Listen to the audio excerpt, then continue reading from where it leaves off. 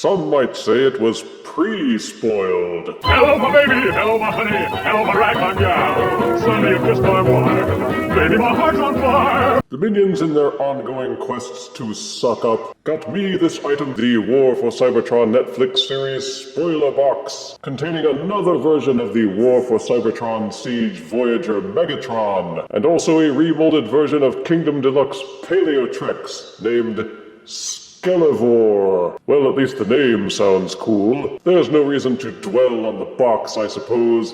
They deliberately didn't give you any clues as to what's inside, and the whole thing looks like a weathered metal crate with jungle vines growing all over it, plastered with logos for Netflix, and for Transformers, War for Cybertron, Hasbro, Takara Tomy, and more. And that's carried over to every side of the box with little clues except for the cryptic warning that there are spoilers inside. And I guess this picture of Megatron himself on the side panel. So let's open up this thing and start spoiling.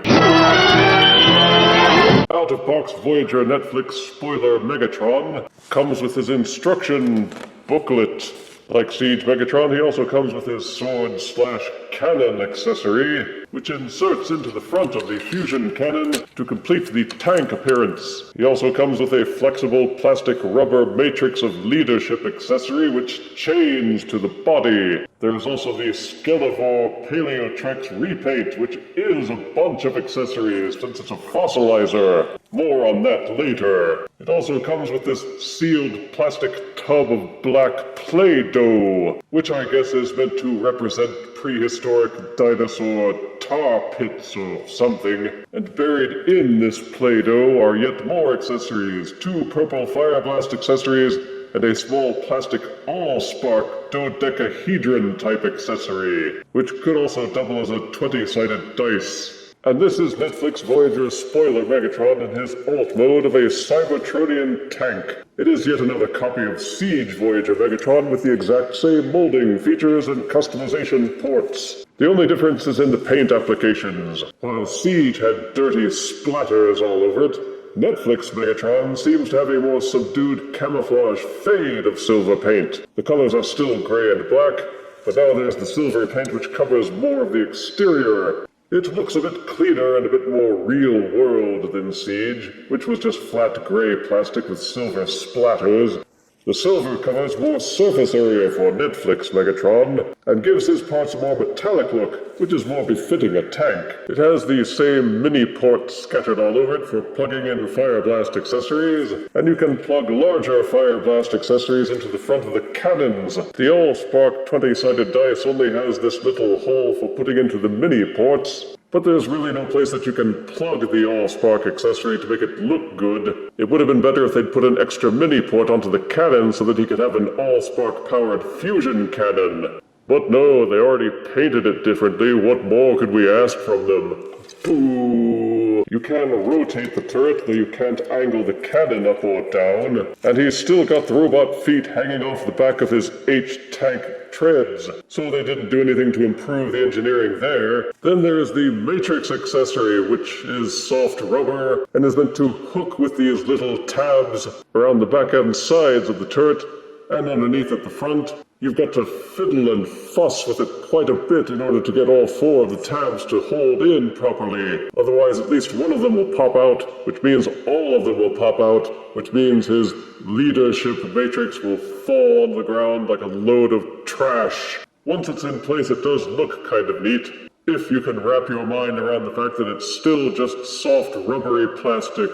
Boo! The figure has all the pluses and minuses of the Siege mold. It is an H-tank. Megatron's face is still plain peekaboo underneath. The robot feet are still sticking out of the back, and the entire front portion of the tank tread still wobbles up and down. But for the most part, it still feels and looks solid. It holds together well with very little rattling, and if you can ignore all the gaps, it's still a fair to middling future tank. As for Skelivore, it's also a copy of a pre-existing figure, in this case Deluxe Paleotrex, for which the alt mode is a Tyrannosaur skeleton.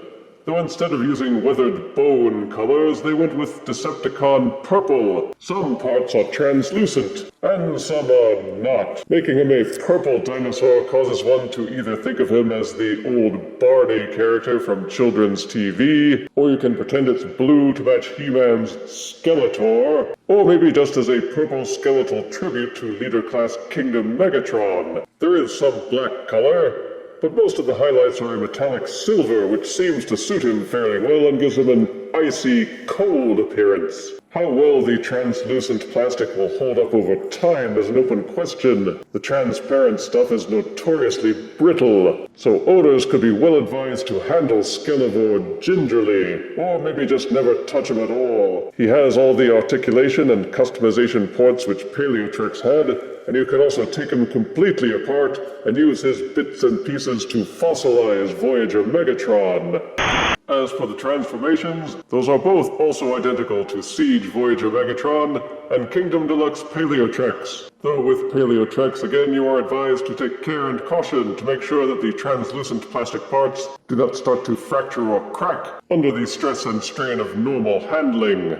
Skelivore looks every bit as stumpy as Paleotrex, the structure is identical, and the only difference is the molding is for the head, which if you slide back the visor, reveals a more medieval helmet style with face guard. And of course the obvious difference in the plastic and the colors. The silver and purple make it seem like an ice monster, which admittedly is pretty cool. The articulation is identical, since he is comprised almost entirely out of 5mm pegs and ports, which means each limb will rotate in their sockets, which means that you can rotate and swivel almost any limb in almost any direction, whether posing for action or menace. He will also combine with other fossilizers and weaponizers from across the War for Cybertron line, meaning you can use him to accessorize any other War for Cybertron figure, or try to combine him with other fossilizers, and create your own gestalts. The robot mode for Siege Megatron was always its strong point, and the repaint is no exception. Even though the alt mode is a tank and not a gun, this Megatron gives off a powerful Generation 1 vibe. The extra silver paint looks good on him, though to distinguish this figure they have given him extra decals to mimic battle damage. It would have been cooler if they had molded actual dents and bullet dings into the chest plate, but alas. I would have preferred the entire head to have silver paint applied, but each of these figures has this one swoop on the top left where the silver paint goes missing.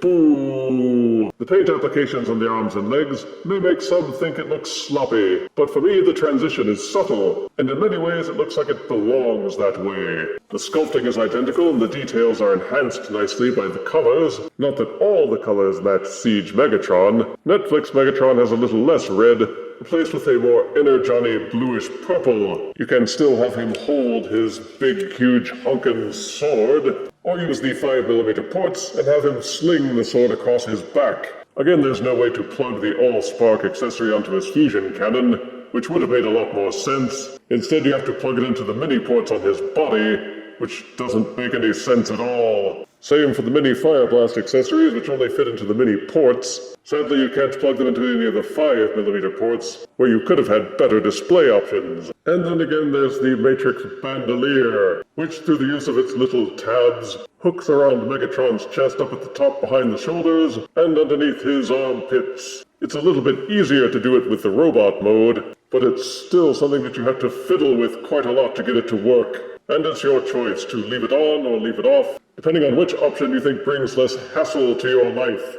The articulation is still robust as with the Siege mold. He still could really use a forward foot tilt, and the hands don't extend out all the way, they're always tilted slightly inward, but you can still get plenty of excellent action poses out of him. And with the extra accessories, you can customize his appearance still further. So will you shut up, woman? He's talking about the leader! For size comparison, here is Netflix Voyager Spoiler Megatron and Deluxe Skelivore next to 3Zero's version of Siege Megatron. Here are Netflix Spoiler Megatron and Skelivore next to Kingdom Deluxe Paleotrex. Here is Netflix Spoiler Megatron and Skelivore next to Poodo, my very first review. And here is Netflix Spoiler Megatron and Skelivore next to Kremzeek. Getting this set comes down simply to deciding whether or not you're sick of the Siege Megatron mold. If you have Siege Megatron, or Premier Finish Siege Megatron, or Shattered Glass Siege Megatron, then getting this one may seem redundant and pointless to anyone but the completionist. Positives are that this version has a good paint job. The mold is a good one, with a nice tank mode, an excellent robot mode, and strong customization options. The colors and paint are quite befitting, he is well articulated, and comes with a goodly number of accessories, as well as the Skelivore Fossilizer, the Energon Putty, and extra Fire Blast and Allspark effects. Negatives are mostly in the redundancy factor. Siege Megatron and Kingdom Paleotrex were common figures, and if you have both of these already, then there's really no need to get these. Sure, the Matrix Bandolier is neat, but you can live without it. There's the worry of Skelivore's translucent plastic fracturing over time, and there's really not much else in this set to make it a deal clincher, unless you had your heart set on getting that black Play-Doh. I know I wasn't going to slog through the box and translate all of the spoilers in it. The Netflix show itself has already been broadcast, and everybody knows already pretty much all the spoilers that were in that series. I give the Netflix War for Cybertron spoiler Megatron set 7 out of 10 deaths. They're good figures, but there's already just so many. If you refuse me, honey, you lose me. Then you'll be left alone, oh baby. Tell them all and tell me I'm your own.